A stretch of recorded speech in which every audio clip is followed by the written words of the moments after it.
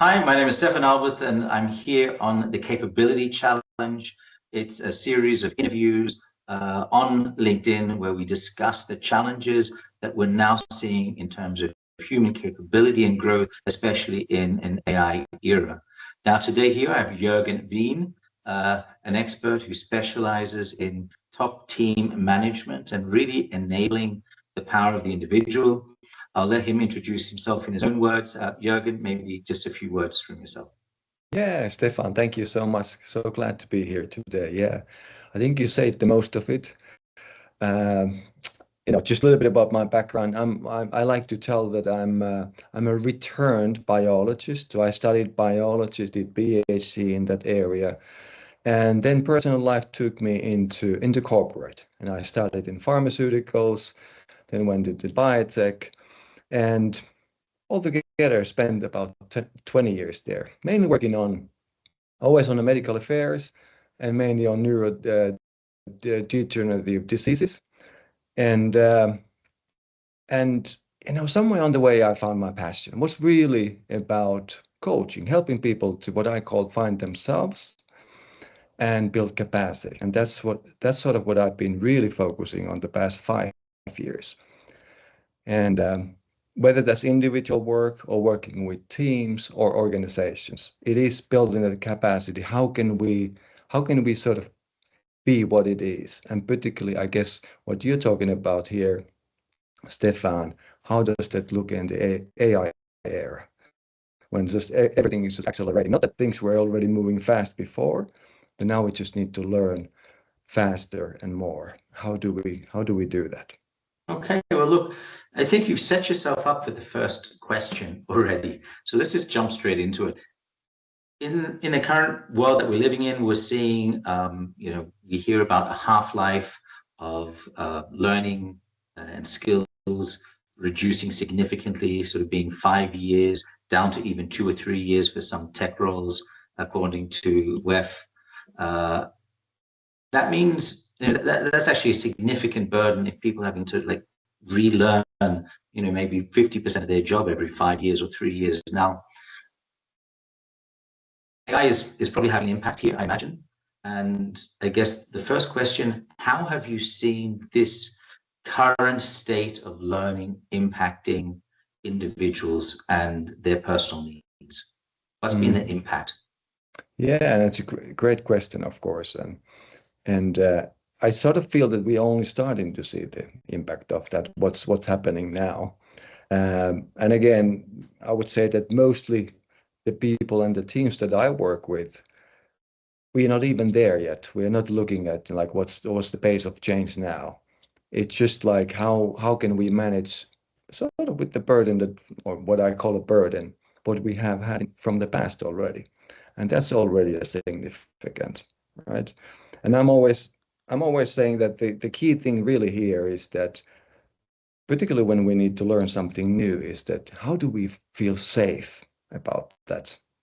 Mhm. In other words, how can we sort of be in the state where we are ready to learn things?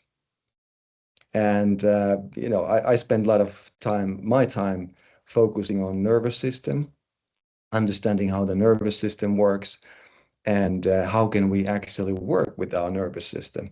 And what I found out is that exactly there's really only one state where we can learn thoroughly, and that's when we feel safe. And that's probably, I don't know if that has so much to do with what's happening right now in the base that we are seeing with the AI, for instance, but just in general. It's been there for some time, of course. There's less time to learn things, and there's more pressure, whether it's about learning or whether it's just a performing. So how can we build that space where we Okay, can well, feel that we can learn? so you've obviously been working in this quite some time, and you've been working with a lot of individuals. So from your own experience, as well as any research you may have done on this, what are the top three things that can be done to help people feel like they're in a safe situation where they can actually go ahead and take on that next step? Absolutely. Yeah, that's really the key question. How do we create that space? So I said that the first thing is really that I guess from an individual perspective, we need to understand where that person is. Where is that individual? What is their real capability, or what I call particular capacity? What do they feel comfortable with? And of course, the more demanding the work is, or more demanding task we are working with, particularly with the executive level, of course, we assume that there is that capability and there's that capacity. But I would say, increasing that capacity. How can we increase that capacity, right? And that sort of comes with understanding that person. I'm always saying that, when we try to create something for someone else, we ourselves, we need to be regulated. We need to be able to connect. We can only connect to another person when we feel, I would say, at least enough regulated ourselves, enough safe in ourselves. So that's probably the first thing. And I know it's difficult these times to ask for time, but also understanding that certain things take time. And, putting a lot of pressure doesn't always help. We can certainly create results with pressure, but it's also important to understand that there's got to be a balance. So whenever we are demanding something, in return, trying to give that balance. And ultimately it's about able to listen to one another. So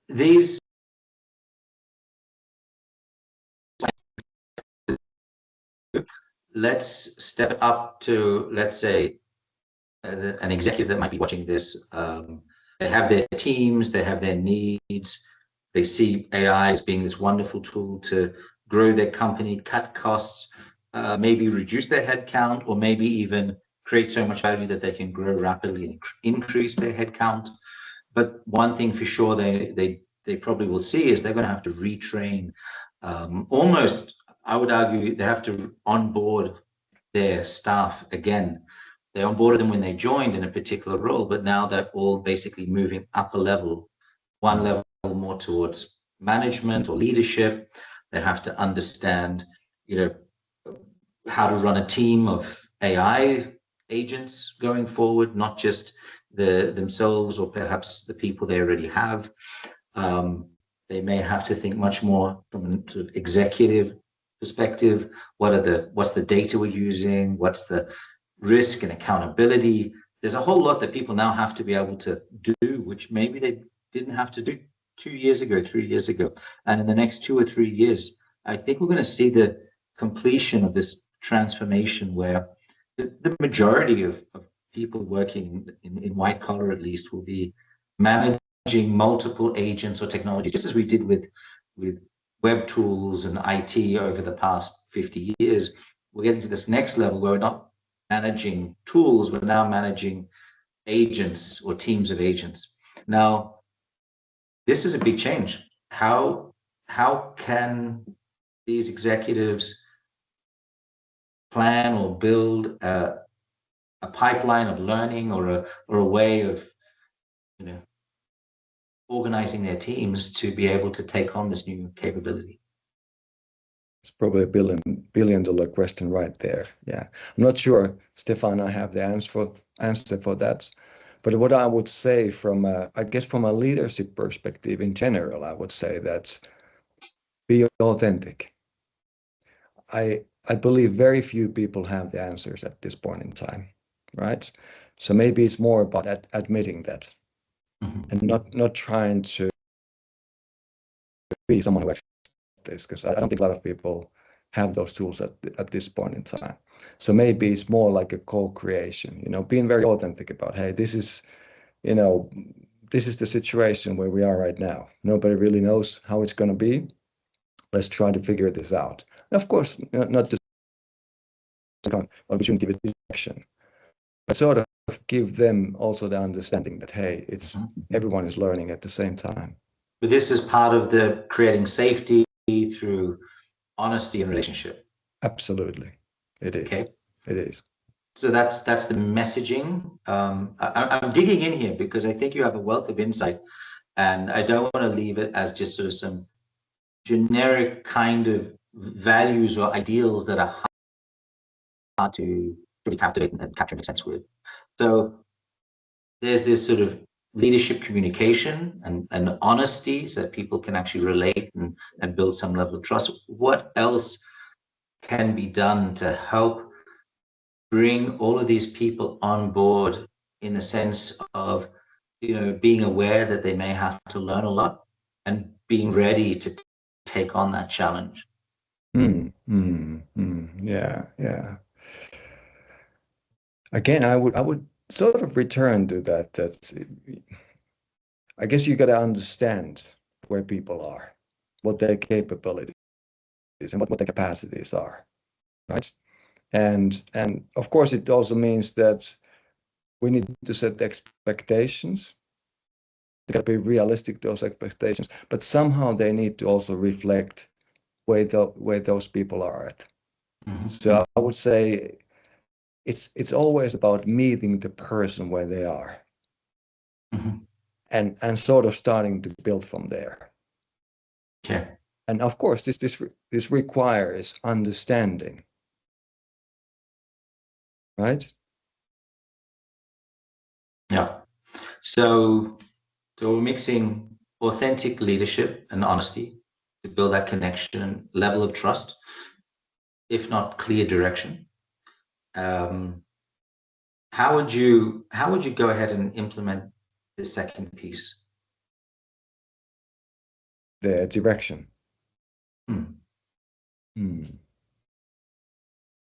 Well, I guess my question really would be that would that change somehow with what's happening right now?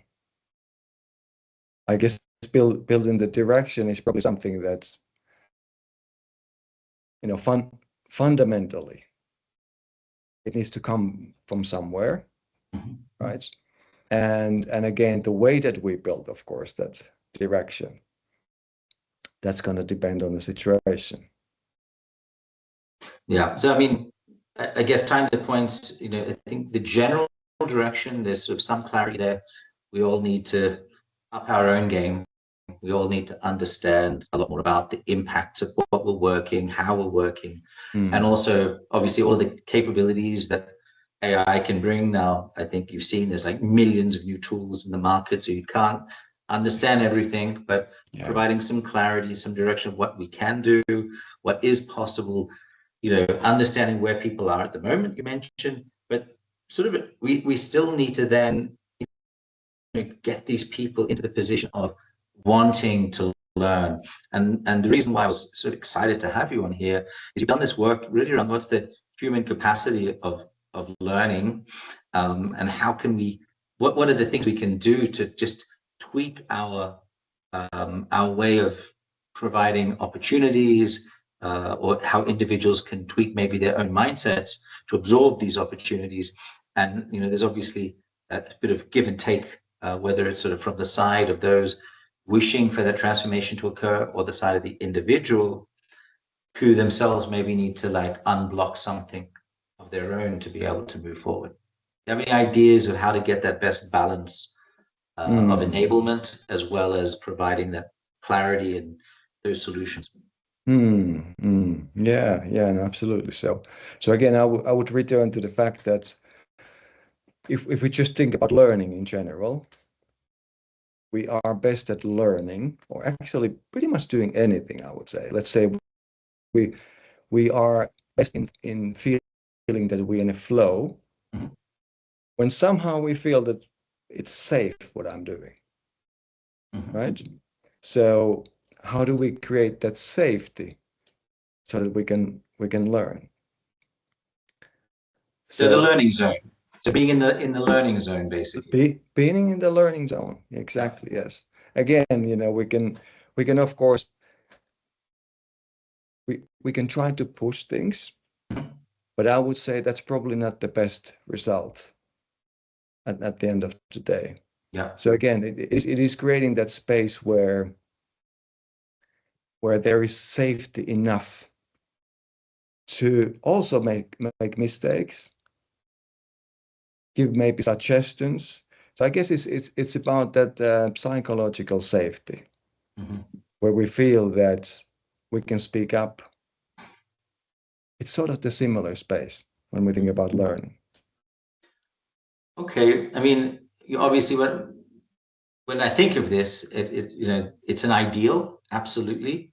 And Mm, the question then would be, how do you create enough of that safety for that people, so that people can learn and focus and be in the learning zone, but without removing this sort of, urgency to change and this clarity of, this is something that's an absolute must and a need.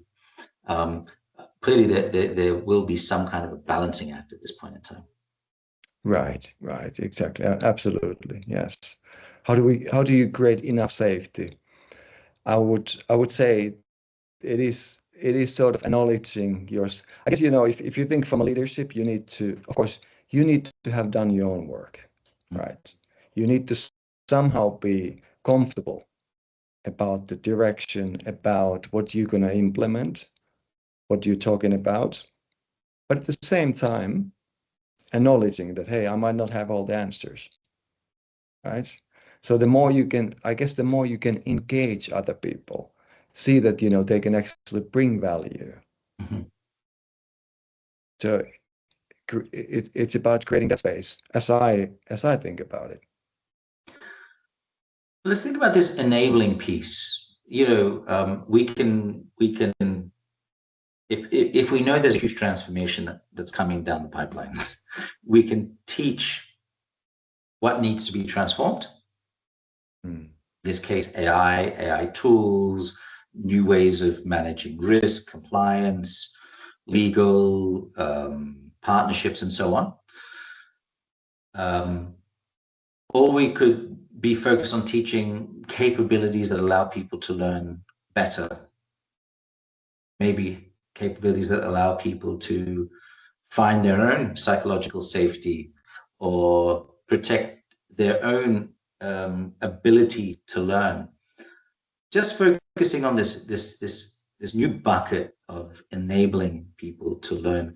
Where, I mean, the type of work that you do very specifically, I guess, where do you see the key tools, skills, capabilities that people need to build up just to create their own capability or their own strength to be able to learn more rapidly, more effectively, and to stay in that learning zone?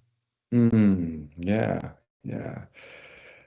There, I think, or what I've seen evidence is that it's about it's about connecting to ourselves, and that's a broad term for, I guess, what I would say, understanding how do I operate, Mhm, right? When am I in what I call, a zone, for instance, mhm, or safety, or zone of transformation or capacity, and so it sort of starts by understanding myself, mhm, noticing when I'm not there anymore, when I'm sort of coming to the edge of my capabilities or transformation zone, mhm, right? And then from there, it's a little bit like any practice that you do. Let's say, use this example. You want to build your muscle, you got to go to the gym. It's the same with here. So you got to build, or you need to practice things that actually allow you to build more capacity for mhm. transformation. And Yeah, that's, again, it's sort of the internal work. yeah. This is super interesting. I mean, I think it's internal work, but I'm imagining there's a whole bunch of methodologies and tools, that you and I are not the first people to ever think of this as a challenge that Hmm. that are being developed in science and elsewhere. Yeah, no, absolutely. There's obviously there's a lot of tools. We talked about breath work. Just understanding how does my breath change when I'm not in the zone. Oh, what? And that's a beautiful thing because we could do something about it. Mhm, I can simply extend my exhale, mhm, which activates my parasympathetic nervous system, which actually puts me into more resting space. Yeah. Yeah. Right? So I'm toying with an idea. I'd love to hear your thoughts on this. Mm-hmm. That every single training has, at least optional, a short pre-training, which is learning a skill, maybe just one skill at a time, which is a skill to support the individual who's now taking this course to be more open, more able to learn. So basically building always in parallel the skills of these sort of transferable skills around learning and increasing learning capacity, while at the same time following on with actually providing the learning itself. And I Mm-hmm. guess the goal is twofold. It could help put people in the right space to actually follow on and do that training or learning experience, whatever that might be. But at the same time, it's also, and at the same time, it's also giving them an opportunity to build some of these core human skills that will give them a greater capacity in life in general. Mm. I think that's a beautiful idea. Absolutely. Yeah. And I can say if you were to do something that it would probably enhance the ability to learn. Definitely, yeah. Well, you know, after this, I'm going to ask you if you would like to create one of those 10-minute learning experience, but I'll save that till afterwards, not to put you on the spot. Then, if we think about leadership today, to what extent let's once again go back. If you think of the last 10 clients, individuals, groups, teams that you've been working with,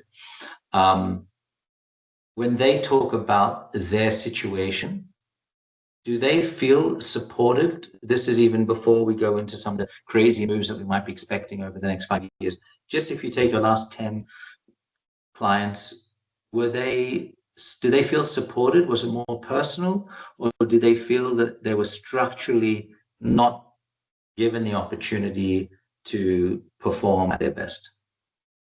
That's a very good question. Absolutely, yeah. So if I think about the last clients or clients that maybe I'm working with right now,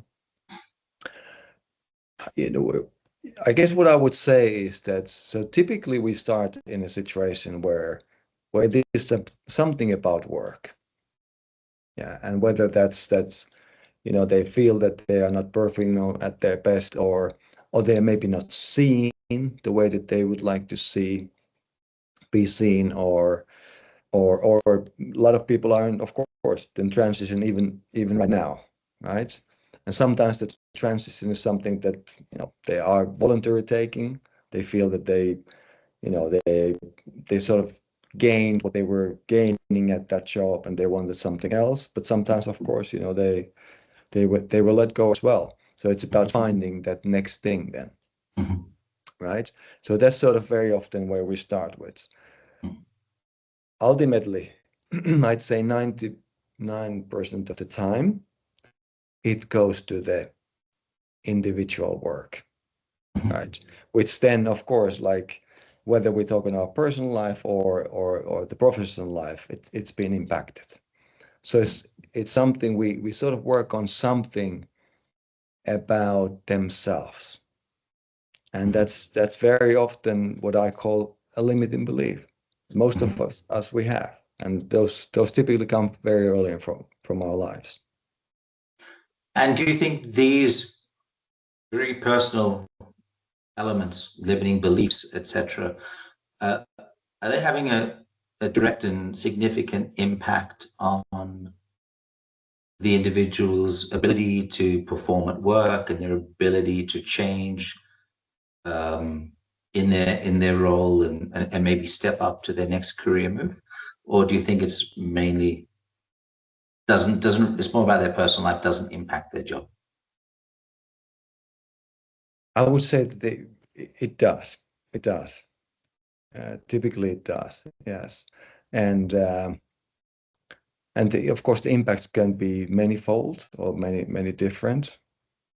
But I'd say that if you just think about the concept itself, they say that up to 95% of our time, we're living from our programs, what we call programs. Something that most of them we have been programmed very early on our first years of our lives.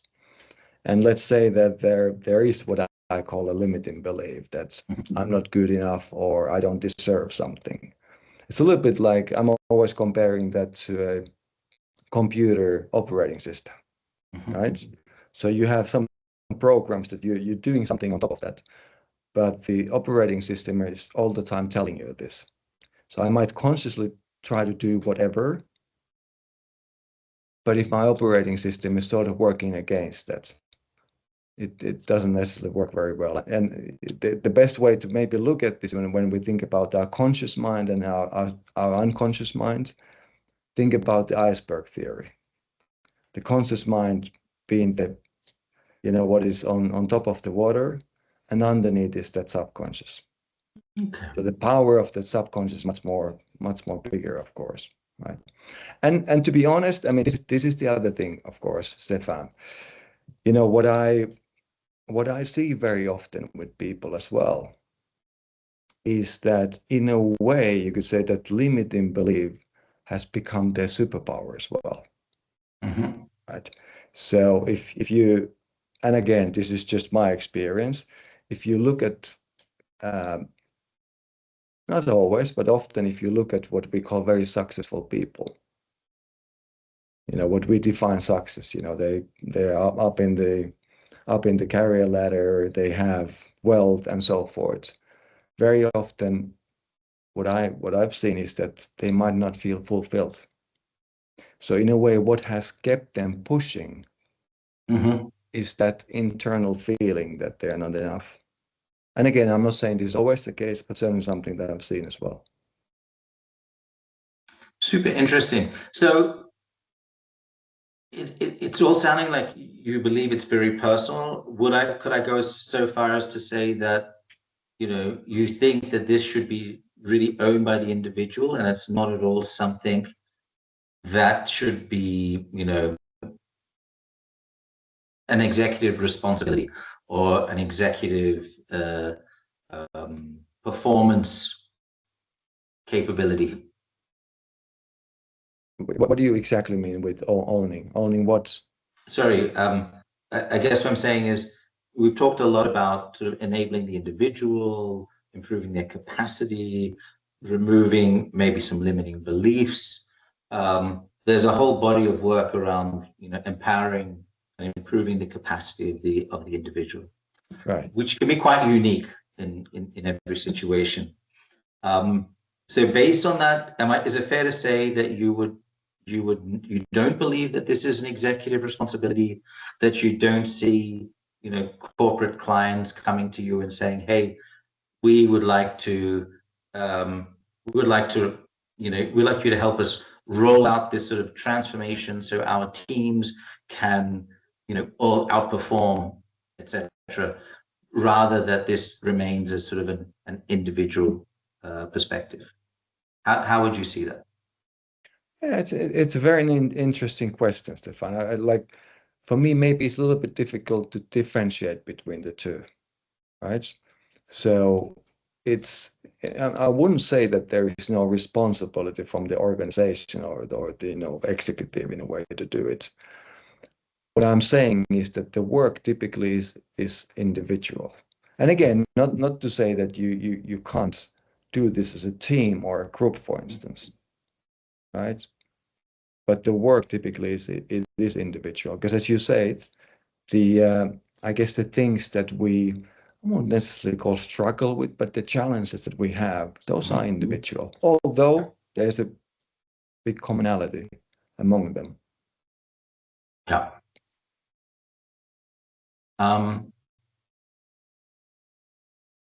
there any specific trainings that you've seen or heard about that will support behavioral change at a larger scale? Something that you can really say, I'm going to, as a leader, we're going to roll this out across the organization because these types of learnings, enable behavioral change faster than anything else. Mm, yeah, yeah. I would probably say anything that allows us to, broaden our capacity. And again, it's really the nervous system capacity, right? So any tools, any practices that allow for that, whether it's what we've been talking about here, just a very simple thing, a breath, noticing how is my breath right now, actually noticing in general what's happening in my soul, in my body, right? Mm-hmm. Whether it's noticing or just putting my focus on my feet, Mm-hmm. which immediately makes me present. And when Yeah. I'm present, I'm able to connect. So very often it's very, very simple techniques. It's Mm-hmm. just we sort of need to learn to notice that, oh, now it would be good to use that tool, for instance. Mm-hmm. It's super interesting. Um, Here's some very simple guidance. I think you're seeing, whether it's breathing, whether it's visualization, different ways that individuals can practice some form of, being calm, being very, stable, and very open, so that they can actually take that next learning step. And if Mhm. learning has to happen quickly, if there's a urgency, I guess it's very hard to tell people to stop, take a step back, calm themselves, take on that next learning challenge. How do you see managing this very real tension between speeding up and slowing down? Yeah, yeah, the brake and the escalator at the same time, of course. Yeah, it's a very good point what you brought up earlier. Very often when we think about, this kind of thing, we talk about we need to be calm and we need to be, actually poised is a very good word to be. But what I would say capacity is more about not just being calm. It's not about necessarily being calm. In fact, sometimes calmness can be misleading. It Mhm. actually could be that from a nervous system perspective, you're a little bit more like a frozen. Again, Mhm. very difficult states to learn anything, Yeah. or certainly The learning zone, not calm. It's in the learning zone. Yes. exactly. Yeah. So building capacity or having capacity, it's more about being able to be what is, Mhm. which is sort of the way that I describe resilience as well. So it's not that we try to create that calmness all the time, but the capacity, the Mhm. capability to be with that.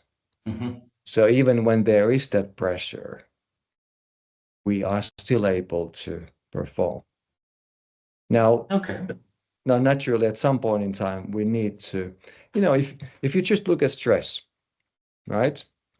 Again, stress is one of the most natural things. Although we tell that stress is killing people, it's actually not stress that is killing people. It's the fact that we are not able to complete what we call a stress cycle, right? And which typically starts with tension. We have tension in shoulders and jaw and stomach, wherever we have that, right? Now, once we start to understand that it's actually cycle, that it's a preparatory phase for actually moving. Evolutionarily, that happened when there was a lion or tiger. So we got tense, so we could run very fast. Mhm. We talk about fight or flight. That's what's happening. In the working environment, of course, we're not going to fight with our boss or we're not going to, run away. But we need to have other tools to sort of release that tension. In other words, to complete the stress cycle. Mhm. So those are the kind of things that allow me to build that capacity. Yes, there is stress, there is tension, but I'm able to be with that. Yeah.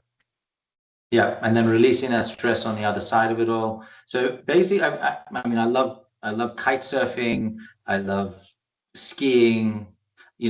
These kind of extreme sports that really get you in the zone where you're completely 100% focused and hyperactive at the same time.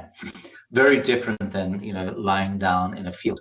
So I think, by the learning zone, you're not talking about being relaxed and standing back, quite the opposite. It could be you're actually learning at that most intense speed and depth.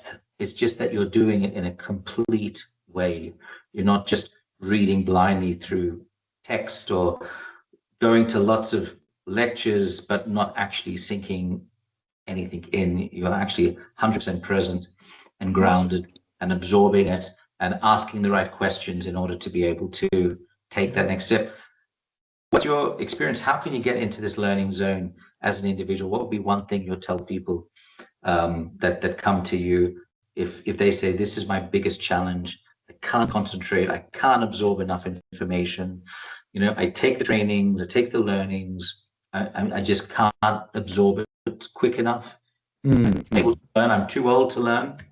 What would you say? Yeah. Well, it's a very good question again, Stefan. I would say, in a way, it's an individual thing. You just mentioned where you learn, right? But not of course, everyone learns the same way. Not everyone loves, kite surfing or skiing, for instance. But it is about understanding, how do they learn best? What is it that brings them into that zone, whatever it is, right? For me personally, I guess the first time I found that zone was with cycling, with mountain biking, and road biking, but particularly going up the hill. Now, when I understand more about the physiology, I understand why that happens. It's the breath, because I start to breathe faster, so I actually bring more oxygen in the system, and that gets the spinal fluid into working, and that's when personally all the ideas come. But again, it's an individual thing. Okay, very interesting. Yeah. So seeing some great ideas of how individuals can actually work on their own abilities, work on their own personal capabilities when it comes to speeding up their own learning curve. And I guess it makes a big difference whether someone wants to learn something or they don't want to learn something. That is true, for Any sure. tricks on how they can more effectively learn even the stuff they don't want to learn? They can't exactly jump on their bike and at their laptop at the same time and go through some e-learning or partake in some kind of video online learning. So how do you get these people when they know they have to take on some challenging learning, which may or may not be their preferred thing, to get them to really concentrate and basically be in the zone nevertheless?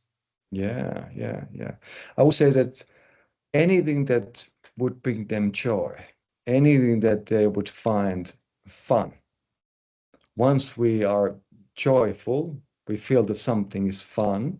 You probably know this yourself. We are much more ease at learning, for instance, or actually doing anything we enjoy. So, of course, now we're training a group.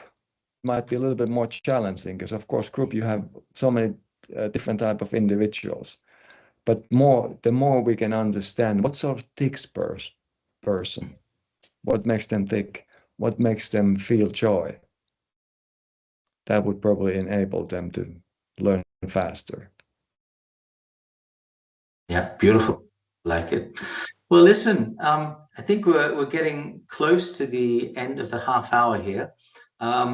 Maybe do you have one last thought?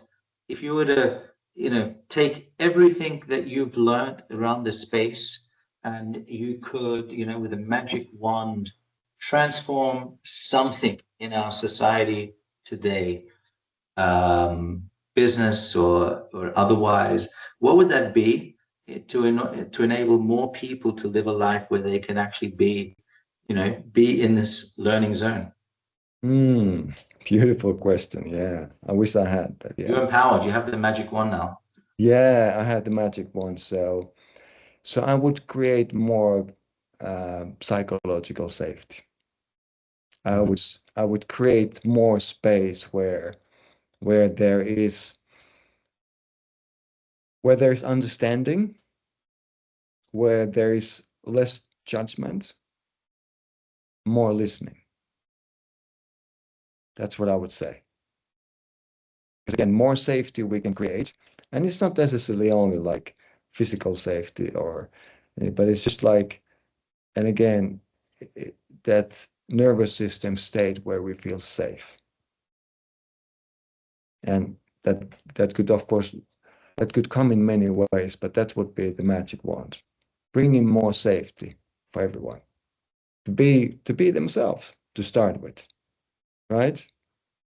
And not necessarily needing to pretend something that we are not. Yeah, that's the first thing that comes to my mind. But just beautiful question.